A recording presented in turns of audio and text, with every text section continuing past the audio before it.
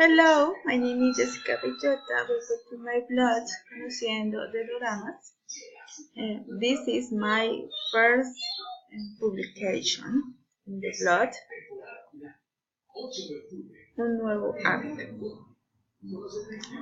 And the era of globalization allows us to access different cultures. One of the most used means to bring the general public and the circle of entertainment.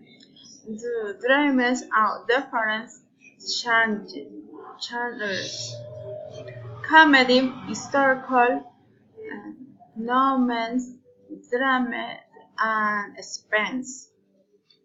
Each one did include a bit of the culture of the countries in which they are created.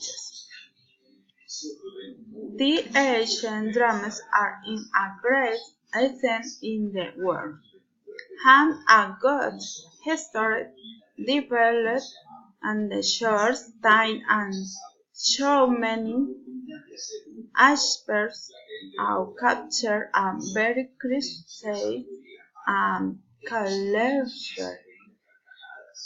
And some is explained many features and characters from anticipate to the present.